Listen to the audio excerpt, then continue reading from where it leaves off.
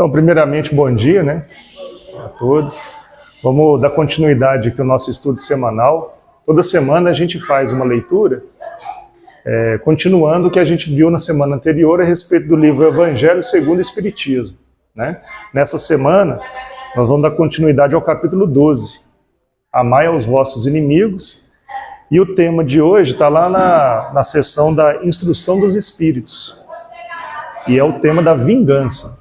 Então, é bom que a gente só pega tema leve, né? Semana passada foi o ódio, essa semana foi a vingança, mas tudo bem, vamos fazendo aqui a nossa parte. Há quase 4.000 anos atrás, lá para mais ou menos aí por volta de 1700 a.C., existia um rei da Babilônia, chamava Hammurabi. Esse rei, ele usou como inspiração a chamada Lei de Talião. O que era a Lei de Talião? Era aquela lei que ficou conhecida como olho por olho e dente por dente. Então, o que quer dizer isso? Quer dizer que aquele que te infringia um mal, que te infringia um constrangimento, ou te infringia um prejuízo, você tinha o direito de devolver na mesma moeda, né? Você tinha o direito de, se o que fez com você, você pode fazer de volta para aquela pessoa, né? Então, 3.700 anos atrás, esse foi o primeiro sistema de leis assim que foi escrito, né? Porque na Babilônia, naquela época, a Babilônia era na Mesopotâmia, né? E a Mesopotâmia é uma região que fica entre dois rios muito famosos, é o Tigre e o Eufrates, né? E é uma região onde tinha muita circulação de pessoas, então não tinha só os babilônios, né? Tinha também aqueles viajantes que vinham de outros lugares e que também faziam comércio e circulavam ali para aquela região também, naquele reino babilônico. Então, essa foi a necessidade que esse rei, o rei Hammurabi, sentiu de fazer, então, esse código de leis escrito, né? Que ficou conhecido, então, como Código de Hammurabi. Então, agora, passado quase 4.000 anos, a gente faz essa reflexão, né? Será que a lei de Talião, né, o olho por olho, dente por dente, ainda é aplicável nos dias de hoje, né? Será que nós aqui como espíritas, né, ou que procuramos aprofundar no ensinamento espírita, na doutrina espírita, a gente adota uma posição, né, um princípio como esse, de olho por olho, dente por dente nas nossas relações, né, com as pessoas? Então é esse o tema que a gente vai tratar hoje, que é o tema da vingança, né? Então, qual que é a nossa metodologia aqui que a gente já acostumou fazer? A gente faz uma leitura, né? E se tiver alguma consideração, pode fazer durante a leitura, ou se preferirem também, pode deixar para o final, a gente abre para perguntas, para comentários e tal.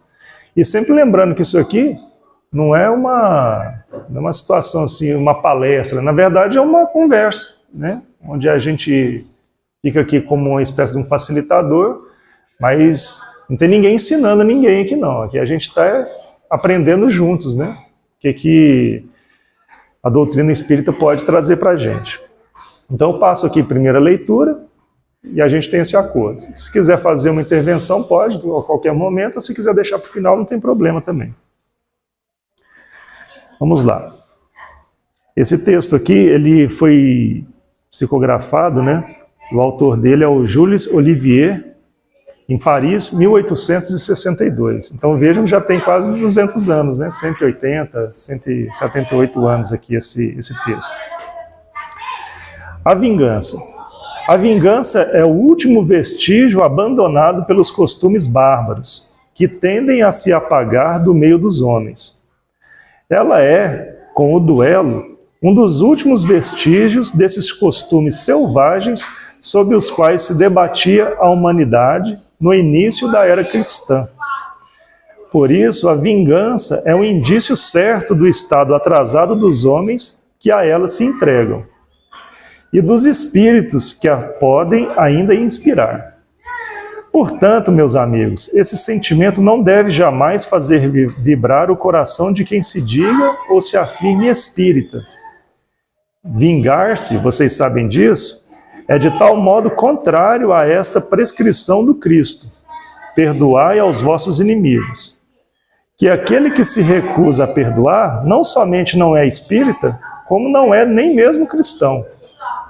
A vingança é uma inspiração tanto mais funesta quanto a falsidade, e a baixeza são as suas companheiras assíduas.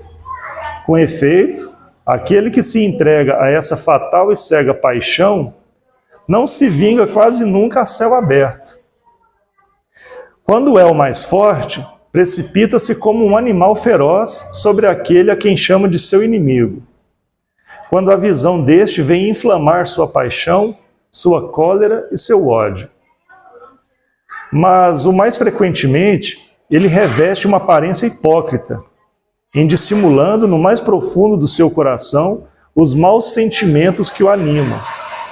Toma caminhos escusos, segue na sombra seu inimigo sem desconfiança e espera o momento propício para o atingir sem perigo. Esconde-se dele, espreitando sem cessar. Arma-lhes emboscadas odiosas e derrama-lhe, chegada a ocasião, o veneno no copo. Quando seu ódio não vai até esses extremos, ele o ataca então em sua honra e em suas afeições. Não recua diante da calúnia e suas insinuações pérfidas, habilmente semeadas por todos os ventos. Vão crescendo pelo caminho. Por isso, quando aquele que persegue apresenta-se nos lugares onde o seu sopro envenenado passou, espanta-se de encontrar rostos frios, onde encontrava outras vezes rostos amigos e benevolentes. Fica estupefato quando mãos que buscavam a sua se recusam a apertar agora. Enfim, fica aniquilado quando seus amigos mais caros e seus parentes desviam-se e fogem dele. Ah, o covarde que se vinga assim é 100 vezes mais culpável do que aquele que vai direto ao seu inimigo e o insulta de rosto descoberto. Para trás, pois, com esses costumes selvagens, para trás com esses usos de um outro tempo. Todo espírita que pretendesse hoje ter ainda o direito de se vingar seria indigno de figurar por mais tempo na falange que tomou por divisa aquela frase, que a gente sempre repete aqui: fora da caridade não há salvação. Mas não, eu não poderia me deter em semelhante ideia, de que um membro da grande família espírita possa jamais no futuro ceder ao impulso da vingança, de outro modo, senão para perdoar. Então, repetindo do Jules Olivier, Paris, 1862. Então, o que a gente pode comentar a respeito disso, A gente tem aquela máxima dos 2 mandamentos, que em suma eles resumem todas as leis, Amai a Deus acima de tudo e ao próximo como a si mesmo. Quem está imbuído desses objetivos tem isso como premissa de vida.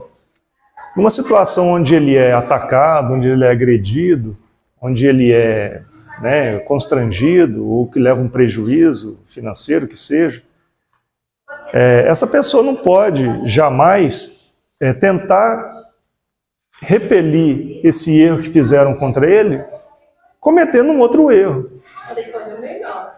Não é verdade? Eu sou melhor que ela, eu vou fazer o melhor. Nós temos que procurar ser melhor, ser pelo menos diferentes, ter uma atitude mais cristã do que aquele que nos infringiu aquele mal. Não é verdade? Então, se a gente busca a vingança, a gente está tomando uma atitude que não é, primeiramente, uma atitude espírita e muito menos uma atitude cristã, E são várias as situações que acontecem no cotidiano da gente que vêm nos testar, que vai servir de prova para a gente, Seja na família, seja no trabalho, seja na escola, ou no convívio social mesmo, de repente até aqui na casa espírita mesmo. Então nós temos sempre esse desafio, de estar buscando essa evolução e para ter esse autocontrole, para quem sabe no futuro nem esse tipo de pensamento passar pela cabeça da gente, né? A gente tem aquela estratégia, né, vamos dizer assim, de sempre tentar encarar a pessoa que nos infligiu algum mal, algum prejuízo, né, algum constrangimento, entender essa pessoa também como um irmão da gente, no sentido até literal, né? Entender que, olha, é um irmão mais novo que ele precisa ser corrigido, mas ele precisa também de compreensão, né? Porque todos nós estamos trabalhando para evoluir. E as dificuldades que nós temos são diferentes. Nós trazemos, né, na nossa encarnação atual, alguns débitos também que a gente foi acumulando nas existências anteriores, e que cada um de nós está com a sua mala ali carregada, né, com esses desafios. Então, se a gente tenta corrigir ou reparar um erro cometendo um outro erro, então você tem dois erros, né? Só queria fazer um comentário. Quando a pessoa te afina até sua alma, a gente também tem que perdoar? A gente tem que perdoar. Sabe por quê? É a minha opinião, né? Porque o perdão, no final das contas, ele nem é para a pessoa que te fez o mal. Ele é também para ela, né?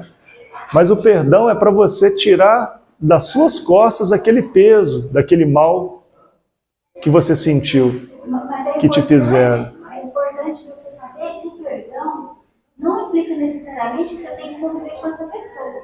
É perdoar só de coração, mas você não tem que ter convívio com ele. Porque às vezes é uma pessoa difícil. Fardo. O perdão é só dentro. Sabe? Você não precisa ter convívio, ser amiga daquela pessoa que você perdoou. Porque às vezes a amizade não tem jeito, do outro lado ela não é recíproca, né? Então você perdoa só de coração. Mas eu vou pensar que eu sou até hoje. O meu pensar é assim, que eu não tenho a vingança no meu coração, eu coloquei na mão de Deus. Mas a pessoa existe há um ano. A última vez agora foi semana passada, eu e meu cachorro. Mas eu tenho que continuar perdoando. O perdão, eu entendo o seguinte. Qual que é o nome da senhora? Luciana? Dona Luciana, eu entendo o seguinte. O perdão é a senhora não querer, não desejar para aquela pessoa, não tomar atitudes para devolver para aquela pessoa na mesma moeda o mal que ela te produziu, e muito menos desejar para ela um mal, né, de qualquer tipo. Ou seja, a senhora compreender, é claro, se defender, por exemplo, é uma obrigação que a gente tem também, né? A senhora não precisa ser amiga, frequentar a casa dessa pessoa, não precisa ter o convívio dessa pessoa, não é isso. Mas a senhora, pelo menos é o que eu compreendo, a senhora não deve repelir aquele erro cometendo um outro erro. É passar por cima, certo? É a senhora ter forças para não devolver o mal com o mal também. Não ficar com sentimentos ruins, desejando mal daquela pessoa. Mas se aquela pessoa te faz mal até físico, né, tem que manter distância, sabe? E uma moral também, porque às vezes eles vêm falados, então a gente tem que manter distância dessas pessoas. Mas perdoando é fazendo uma prece para ele, muito importante, envolver essa pessoa com oração. Essa é a maior maneira de perdoar, orando pelos nossos inimigos que Jesus nos ensinou. E você também, com isso, você recebe. Porque a oração, ela é de mão dupla, né? Ela vai para aquele que você ora e também você recebe. E a senhora disse muito bem. A senhora disse que confia na justiça divina. E é a justiça divina mesmo que a senhora tem que se apegar, né? Porque quando a senhora põe nas mãos de Deus, ele é que vai... Aquela pessoa que agrediu a senhora, que fez algum tipo de mal, é essa pessoa que vai ter que se ver com o pai depois, né? O fardo dela, as contas dela vão estar entre ela e Deus. Ele que vai ter que resolver isso depois. A senhora não tem que trazer para a senhora esse problema. Certo? Então, resumindo, o perdão, ele é muito mais para tirar um peso das costas da senhora do que realmente, né, para absolver ou para tirar a culpa daquela pessoa que fez o mal para a senhora. Né? Ela continua com essa responsabilidade do que ela fez. Mas ele viu o seu fardo de entender que os motivos que levaram ela a fazer isso é entre ela e Deus. Ela vai ter que prestar contas quando ele achar que é o momento. e sua consciência vai estar tranquila. E a pessoa vai ficar. Porque às vezes a gente tem um pensamento até errado do que é o perdão. Nossa, tem que esquecer, não, se Alzheimer. Não vai esquecer. Mas é entender o quê? Ela teve os motivos dela que a gente entende. Que talvez são muito ruins. Que a gente não tem esse amor tão grande de compreensão, mas Deus compreende. E quando a gente faz oração para outra pessoa, também orar para você, para que você consiga parar de ficar voltando, porque você que se machuca toda vez que você volta. É como se a gente, na verdade, olhasse aquele erro do outro, não entendesse, mas é a gente que sofre. E é a sua libertação, não é a sua. E às vezes a gente se perde, né? Assiste aquele filme Acabando, ajuda muito a gente a lidar com o perdão. Né? Porque mostra esse acolhimento, a gente precisa acolher a gente nesse momento. Porque a gente acha que é o Nós fizemos aqui em outros estudos, em outras semanas, a gente fez um exercício aqui de tentar identificar quais são aquelas situações onde geram inimigos, né? E um consenso que a gente fez aqui, porque o inimigo não é tão fácil de se fazer assim. Você pode fazer uma rivalidade, ter um desafeto, mas um inimigo é uma palavra muito forte, né? Então não é também por qualquer coisa que você vai ter logo um inimigo, né? Mas enfim, então a gente, dentre as hipóteses que a gente levantou, né? A gente levantou aquela do casamento, né? Você tem a sua situação conjugal e de repente acontece a separação, né? A dissolução da sociedade conjugal, né? Ou o famoso pé na bunda, né? Então o que acontece? Muita gente não consegue lidar com isso. Imagina aquela pessoa que resolveu sair do relacionamento, imagina essa pessoa como inimigo, toma ela como inimigo. E não consegue, entre aspas, perdoar aquela pessoa. E passa a desejar o mal, passa a falar mal da pessoa para os outros, passa, por exemplo, quando tem filhos, passa a falar mal daquela pessoa para os filhos, colocar os filhos contra a pessoa, não é verdade? Pois é, aí o que acontece? Em situações ainda tem a questão dos filhos com os pais também, né? Mas vamos concentrar na parte do casal ali que se separou. Se aquela pessoa que foi, entre aspas, deixada aí, não superar isso, né? Se acha que foi injustiçado, se acha que foi uma atitude mesquinha da outra pessoa que resolveu partir, no caso, vai ficar muito difícil para essa pessoa perdoar. E mais difícil ainda para ela superar esse problema e tocar a vida adiante. E ter discernimento para as atitudes dela serem atitudes que o Cristo tomaria, né? Vamos dizer assim. Ela perde até a evolução dela mesmo. Ela vai se comprometer. Ela leva para a mãe para separar, a mãe fala, cara, eu quero você bem, eu quero você feliz. Eu quero seguir minha caminhada, você quer que você siga a sua bem. Ele fala, não, o senhor não vai ser feliz, eu não vou te deixar feliz. Não, mas eu vou ser feliz. Tá vendo? Você vai ser feliz. Minha mãe fez isso, minha mãe esquecer, você pode fazer isso. Eu não vou deixar de viver minha vida. Se você quer chamar a atenção, minha mãe fez isso. Tá vendo? Isso que eu aprendi com a minha mãe. Não baixar a cabeça. Isso, e não deixar. Porque o que acontece? Duas observações. A primeira delas é a seguinte: problemas, dificuldades, depressões, angústias, até questões de doença mesmo, todos nós vamos ter. Não é porque a gente frequenta a igreja regularmente, não é porque a gente faz doação, não é porque a gente pratica caridade, não é porque a gente reza todo dia, faz oração, que a gente não vai ter problemas na vida da gente. Vai ter, nós vamos todos. Até porque nós estamos aqui, né, Pérola, no mundo de provas e expiações, é para isso que a gente está aqui. Mas a grande questão é saber como nós vamos conseguir lidar com isso. Né? Como que a gente vai reagir quando esses momentos difíceis chegarem? Quando as dificuldades forem colocadas, qual vai ser a nossa reação? Qual vai ser a nossa posição? Eu vou pegar, já que a culpa é minha, eu vou colocar em cima dos outros e vou falar que quem está errado é sempre a outra pessoa. Eu vou admitir que aquele problema realmente é grande, vou me concentrar nas soluções e vou buscar na racionalidade passar por aquilo de uma forma digna, né? de uma forma cristã. Ou eu vou colocar Deus na parede, tentar colocar Deus na parede e dizer, ué, mas tudo que eu faço e ainda estou passando por isso, que injustiça. Né? E agora vem a segunda observação que eu queria fazer. Inclusive está no Livro dos Espíritos isso, não me lembro agora de cor qual a questão, mas enfim. Grande parte dos nossos problemas também, eles vêm do quê? Do orgulho e do egoísmo. Né? Por que do orgulho? O orgulho é que a gente achar que a gente é especial, achar que a gente é melhor do que os outros, achar que o mundo gira em torno da gente, né? Achar que a nossa vontade é a vontade que tem que ser a principal. Né?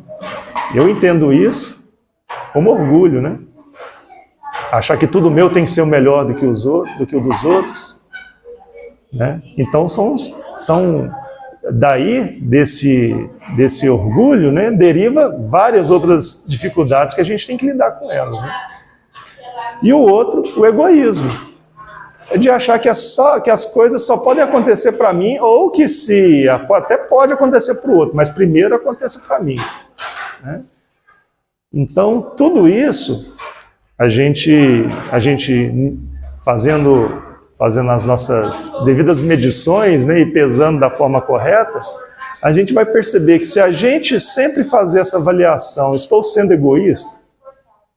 Será que eu não estou me achando especial demais? Não. Será que eu estou sendo humilde? Então, se a gente faz essas reflexões, talvez a gente consiga muito melhor, de uma forma muito mais produtiva, tirar esse peso das costas da gente. Uma das piores sensações que tem para quem faz o mal para outra pessoa, que tenta fazer o mal para outra pessoa, é o seu desprezo por ela. Porque se a pessoa tenta te atingir, tenta te fazer o mal, tenta te denegrir, tenta te avacalhar, fala mal de você para o seu chefe, fala mal de você para o seu filho, mas que você despreza, a pessoa parece que fica pior ainda. Parece que ela espera o seu troco, ela espera que você, né, devolva na mesma moeda. Aí é que ela vai ficar, né? Então, e para encerrar, pelo menos de minha parte aqui, tem até voltando ao nosso tema mais diretamente aqui da vingança, ele fala numa das palestras dele, isso é bem conhecido, né? Da pessoa que pega a lama e tenta te acertar, né? Então, se você sai da frente, o que acontece? A lama passa direto, você está limpinho, e quem fica sujo, quem suja, é a mão da pessoa. Não é verdade? Então, é trabalhar com inteligência, inteligência emocional, né? Que é um termo que está tão em voga aí, e sempre imaginar, pelo menos é o que a gente sempre fala aqui, em situações como essa, de constrangimento, de agressão, até agressão física, não é que você não vai se defender, não é isso. Na verdade, é uma necessidade, você tem que se defender, você não pode se entregar, né, nas situações dessas. Mas a gente não deve pagar um erro, né, tentar reparar um erro, cometendo um outro erro. Né? Então, basicamente é isso, né? A nossa contribuição aqui. Se alguém quiser fazer mais algum comentário, está à disposição também. A gente vê, a maneira que a gente vê esses problemas que tem na nossa vida. Porque esses problemas, eles vêm como prova do nosso espírito. Se a gente vê que se a gente observar que a gente está aqui para evoluir, se a gente entender que nós, como espíritos que somos, imortais, criados por Deus para a vida eterna, a gente entende melhor as provas da vida, e quando vem um desafio grande, às vezes de uma forma de doença, de outras formas, a gente percebe que esse desafio veio para o nosso progresso, para a nossa evolução espiritual, né? Evolução moral, e aí a gente vai desenvolver a nossa inteligência. Ele falou inteligência moral, a inteligência que a gente já tiver no momento, a gente vai usar ela da melhor forma possível diante daquela provação. Sendo humildes, sendo brancos, sendo pacíficos, mas não sendo conivente com o mal. O mal, ele existe e a gente não pode ser, tipo assim, dar o pescoço para ser torturado, não. Eu tenho que pagar o mal com o mal, porque a gente tem a lei do retorno ainda, né? Mas não desejar o mal do próximo. A oração, que é uma forma muito importante de perdoar, né? A gente sempre desejar o bem do próximo, se for possível, até ajudá-lo, mas sem se prejudicar, sem se ferir. Porque a gente também está aqui para evoluir e cuidar de nós também é o primeiro cuidado. Igual aquela história, colocar a máscara em você primeiro no avião, né? Coloca a máscara primeiro, porque senão você vai ficar sem ar e não vai conseguir ajudar os seus filhos. Então a gente precisa cuidar de nós primeiro e depois ajudar o nosso próximo. E assim a gente vai passando pelas provas da vida com mais sabedoria. O Espiritismo nos ensina isso de maneira muito clara. Estamos aqui para evoluir. Diante das provas da vida, que são grandes, às vezes a gente acha que é muito, até insuportável, a gente tem que agir com coragem, mas com sabedoria. Por isso é tão importante estudar o Evangelho, buscar esses ensinamentos cristãos, né? Seja na Igreja Católica, seja no Espiritismo, seja no Evangelho. Todos os ensinamentos do Pai são divinos e eles são muito, muito sábios. Se a gente prestar atenção, não é por acaso que você foi levado até ali, então você presta atenção naquele ensinamento que é grande e você vai conseguir, dentro das suas capacidades, lidar melhor com as provas da vida, sabe? Eu vejo dessa forma, acho muito importante a gente frequentar um culto, que seja em qualquer religião, mas frequentar esse culto evangélico, esse culto cristão, porque Jesus Cristo é o modelo mais perfeito que o mundo pode alcançar. E a gente estudar os ensinamentos de Jesus, que são ensinamentos bíblicos, vai nos fortalecendo a caminhada. E é isso. E sempre tentar procurar, né? Enxergar as coisas boas também, né? Não é possível que isso aconteça coisa ruim na vida da gente, né? Então, as pequenas coisas boas que acontecem na vida também são importantes da gente reconhecer, né? Vejam bem, só aqui nessa sala aqui, por exemplo, todo mundo hoje acordou, todo mundo hoje teve disposição e força para levantar da cama, todo mundo teve condições de sair da sua casa e chegar aqui no centro. Algumas pessoas moram perto, outras pessoas moram mais longe. E todas, né, estão aptas aqui a participar desse estudo. É uma grande vitória para cada um de nós. Né? Quantas pessoas não têm essa possibilidade sequer de ter um ânimo de acordar e levantar da cama? Não é verdade? Então é isso. Quem tem aquele ditado, né, Sodemar? Aquele ditado que diz: quem não agradece o pouco, não merece o muito. É verdade? Igualmente, os problemas.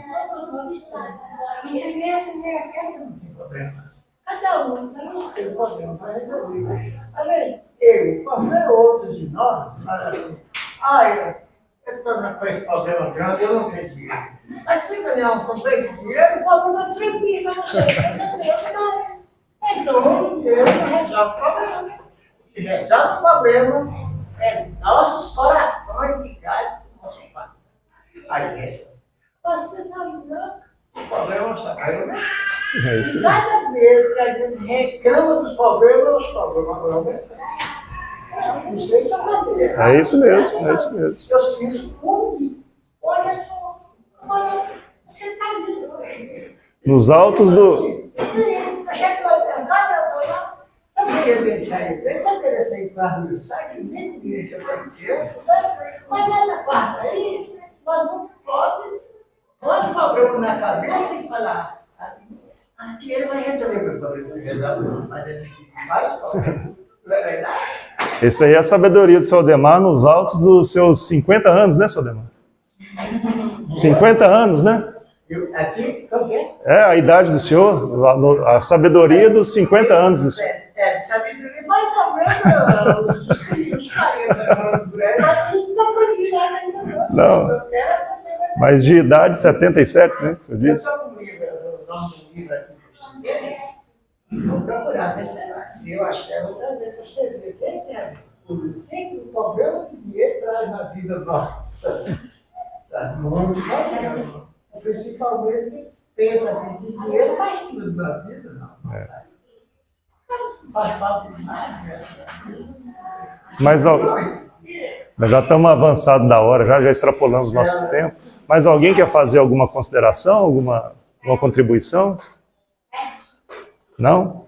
Então a gente agradece a presença de todos, né? Já estão previamente convidados para a semana que vem a gente fazer a continuação do nosso estudo. E alguém se habilita a fazer a oração de encerramento? Só Ademar? Antes de eu fazer a prece, eu vou fazer um comentário. Né?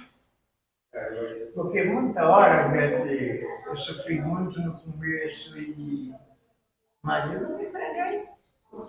Minha vida, os problemas não. Eu procurei sempre resolver os problemas da minha vida.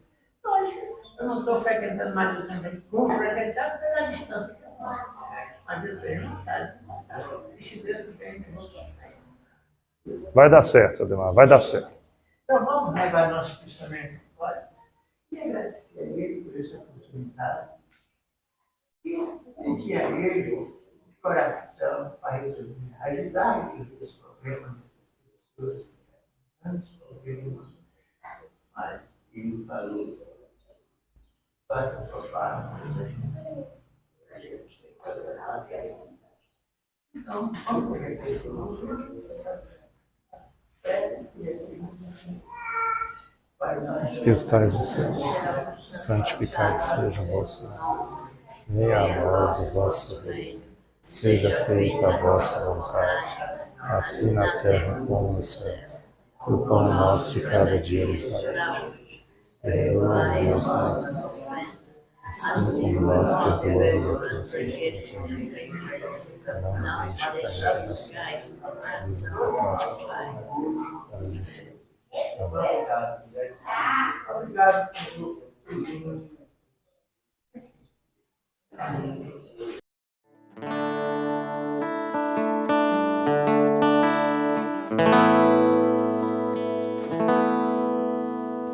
Por favor,